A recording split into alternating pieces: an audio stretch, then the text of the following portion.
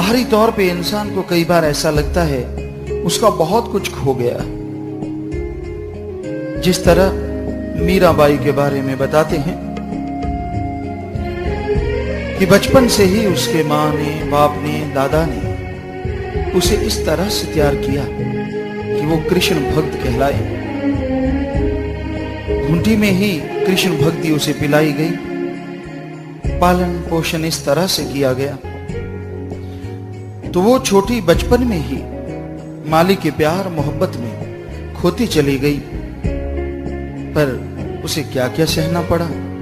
अभी थोड़ी बड़ी हुई कि मां चल बसी, वह मां जिसने जाते जाते उसे और कृष्ण भक्ति में बांध दिया। कहते हैं उसकी मां जब गुजर रही थी, मर रही थी, तो कोई बारात गली में से गुजरी। मीरा दौड़ के गई और उसने देखा बारात जा रही है। बड़ी खुश ताली बजाती हुई अपनी माँ के पास आई। कहने लगी, माँ ये कौन थे, क्या जा रहा है? कहने लगी, बेटा ये बारात जा रही है। ये आगे आगे घोड़े पे कौन सवार है? कहने लगी, दूल्हा राजा है। तो मीरा चुप। ये किस लिए जा रहा है? दुल्हन लेने जा रहा है। तो माँ ने फिर जवाब दिया, सांसें टूट रही थी, मौत के मुंह में जा रही थी। हे मीरा, तेरा भी कोई दूल्हा है, तेरा कोई पति है। मीरा छोटी सी 3-4 साल की आश्चर्यचकित रह गई। कहने लगी, वो कौन है? तो उसने कहा, उसकी मां ने बस आखिरी शब्द मरने से पहले कि बेटा तेरा दूल्हा कृष्ण कन्हैया है। बस इतना कहने के बाद उसकी आंखें बंद हो गई और वो मीराबाई कृष्ण की दीवानी हो गई, उसी की होके रह गई। तो उसकी मां गुजर गई।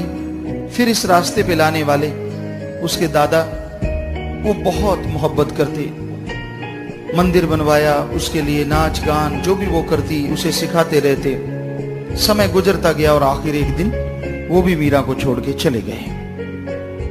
फिर शादी का प्रस्ताव आया, जो कुठारा घात था। कैसे सोच सकती थी जब मां ने कहा था कि दूल्हा आपका कृष्ण है। पर फिर भी जब ये पता चला कि अगर हां ना की तो उसके माँ बाप, जितना भी परिवार है, जितना भी मेवाड़ है, सब धूल धूलमित हो जाएगा, खत्म हो जाएगा।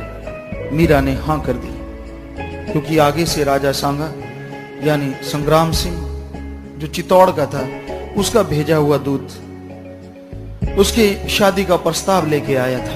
अगर इनकार करती तो युद्ध होता और उसमें सब कुछ खत्म हो जाता। इसलिए उसने शादी की हाँ की। शादी हुई, पति देवता स्वरूप मिला, लेकिन कुछ देर बाद पति गुजर गया। फिर एक ऐसा युद्ध हुआ जिसमें संग्राम सिंह ने उसके पिता, उसका भाई, उनको युद्ध पे दांव पे लगाया। मीरा के पिता और भाई को, वो भी खत्म हो गए। फिर ऐसा समय आया, संग्राम सिंह खत्म हो गया, राणा सांगा, यानी वो दुख झेलती चली गई, भक्ति इबादत करती चली गई। फिर उसका देवर जो उसकी बहुत ज्यादा सहायता करता था, उसकी मदद करता था, रतन सिंह, उसको भी मार दिया गया। तो कुठाराघात पे कुठाराघात, वैराग्य और बढ़ गया।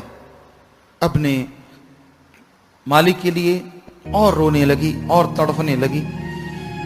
तो कितना कुछ सहा उसने, आने वाले टाइम में और ज्यादा सहा। तो कहने का मतलब, मालिक के प्यार में चलना कोई मामूली बात नहीं होती। जिनके अंदर शक्ति है, जिनके अंदर बहादुरी होती है, वही प्रभु के प्यार को पा सकते हैं। जो अंदर से कायर होते हैं, वो मालिक के प्यार का नाम लेते हैं। मालिक के प्यार में चलना उनके लिए असंभव होता है। तो प्रभु का प्यार में जो भी कोई चल पड़ता है, उसकी भक्ति इबादत में जो भी कोई चलता है, वो बहादुर है, क्योंकि वो अपने अंदर की कमियों को मारता है, अंदर की बुरी सोच को मारता है और मन को रोकता है। मन तो हमेशा गिराने की कोशिश करता है, हर समय गलत बुरी सोच देता है। तो वो भाग्यशाली जीव है जो अपने मन से लड़ते हुए मालिक की भक्ति इबादत को हासिल करके उसके दर्श दीदार के काबिल बन जाते हैं और दोनों जहां की खुशियों से माला माल हो जाते हैं।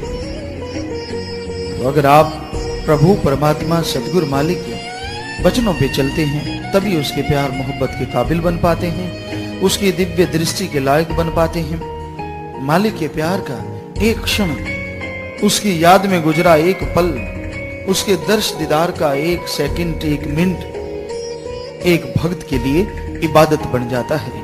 वो जब भी उसे याद करता है, एक अलग तरह का आनंद आता है, वैराग्य आता है। मन तो और ख्याल देता है, मन उसे रोकता है, टोकता है, तरह तरह के गलत विचार देता है ताकि वो प्रभु भक्ति से दूर हो जाए। पर जो मालिक के भक्त होते हैं, जो मालिक से प्यार करने वाले होते हैं, वो मन की परवाह नहीं करते। ओम हरि अल्लाह मालिक की भक्ति में, परमात्मा सदगुरु की भक्ति में आगे बढ़ते चले जाते हैं और एक दिन उसके दर्श दीदार करते हैं, दोनों जहां में अपना नाम अमर कर जाते हैं।